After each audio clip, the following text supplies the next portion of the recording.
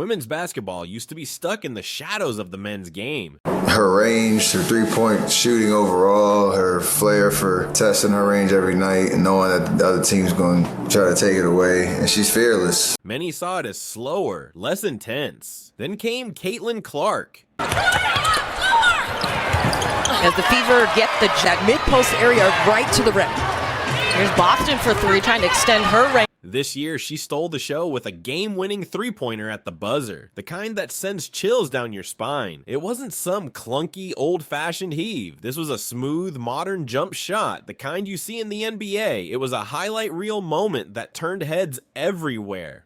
No shot is a bad shot, and when you can shoot it as well as she can, she just adds another element of surprise that you can't really game plan for because it's so kind of just unseen. And once she crosses half court, she's within her range. It's always a threat. Biggest thing is how she balances that and her playmaking ability to get everybody else involved. Viewership numbers went through the roof, proving there's a hunger for this kind of excitement. But for Clark, the path to stardom isn't all roses. Her first ever game in the WNBA, forcing 10 turnovers.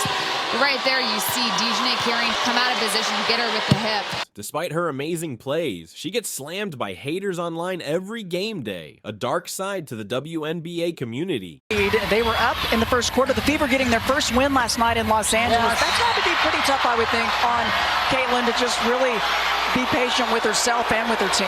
Caitlin Clark's journey to the WNBA has been a highlight reel. Ever since she first dribbled a ball, it was clear she had something special. Growing up in Iowa, she dominated high school, turning heads of college coaches and becoming a local legend.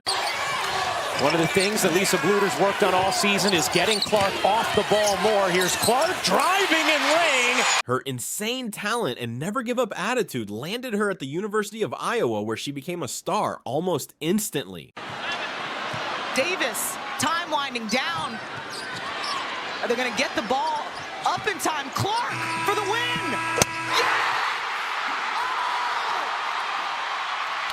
She does it time and time again, the 40-piece, and walks off with the... But is there trouble brewing between Clark and the WNBA? We're about to dig into some rumors and why they might make you see red. Caitlin Clark wasn't just a point getter for the Iowa Hawkeyes. She was a flat-out offensive machine. Points away because she already has 2 buckets so far. Well, this is where she's so good. Deceptively quick. She has every move in the bag where she can continually read the defense on the move. And then the three in. During her time there, she rewrote the record books, draining buckets from anywhere on the court. Opposing teams sweated guarding her because she could score at will. Clark in transition, yes! But she was also a smart player.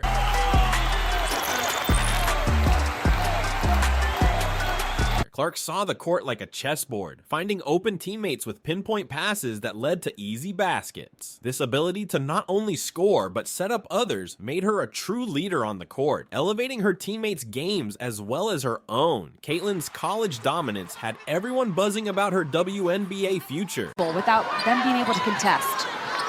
Anna Stolke posting up, but you know who they go to. 22 from the outside. Oh, this is going to happen quick. Would her magic translate to the pros? Draft day was a formality. Caitlin was a lock for the top picks. Stepping into the WNBA was a dream fulfilled, but reality hit hard. The competition was fierce, a step up from anything she'd faced before, but rookie struggles didn't faze Caitlin. So here comes Clark. How will she go for history? There it is! The all-time leading scorer in women's college basketball. She adjusted fast, showcasing the skills that made her a college superstar. Putting points on the board remained her specialty.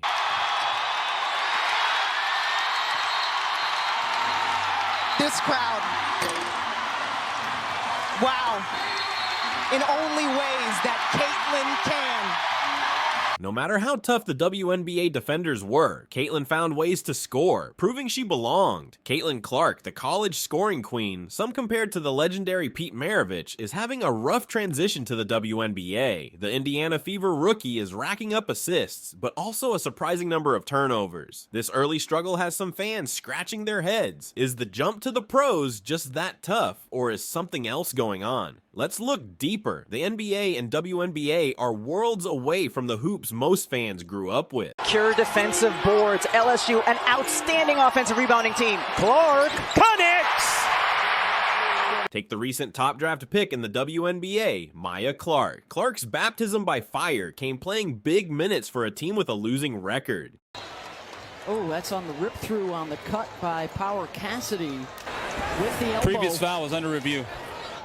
Yeah, and it looks like she was just going to cut. It doesn't look like there's any intent right there, but definitely comes through right. Even before her first game tipped off, things got rough. During a game, Chicago's Chennedy Carter leveled Clark with a hard foul on an inbounds play, a move more at home in a demolition derby than basketball. Instead of backing down, Carter's teammates hyped her up and her coach downplayed the whole thing. Carter herself didn't even apologize, saying it was just competitive basketball and there's no hard feelings after the final buzzer. I think at the end of the day, I'm a competitor. Now that it's another day, I've had an off day, now I can answer your questions and I can let you know how I really feel about things, but I'm a competitor. And I'm going to compete no matter who you are and no matter who's in front of me. So that's just what it was. Heat of the moment play.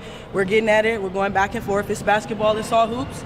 After we finish the game, it's all love. Charles Barkley, a retired NBA legend who throws shade like nobody's business, wasn't shy about criticizing some WNBA players. He basically said, hey, be thankful this rookie is bringing in more cash and attention. Stop the jealousy train. You women out there, y'all petty, man. Hey, LeBron, you're 100% right on these girls hating on Caitlin Clark. Y'all petty, girls. I expect men to be petty because we're the most insecure group in the world. Oh, you are. Y'all should be thanking that girl for getting y'all ass private charters, all the money and visibility she bringing to the WNBA. Don't be petty like dudes. Barkley went on to say that focusing on negativity hurts the league, especially when it's growing. Think about it. Getting your name out there is usually good, right? But apparently not everyone sees it that way, so why the shade on a player who's helping the WNBA shine brighter? Sports commentator Clay Travis has a theory. Here's the reality. Tommy's right. It's not just race, though. It's also sexuality. Caitlin Clark is a white heterosexual woman in a black lesbian league, and they resent and are jealous of all of the attention and the shoe deal that she got.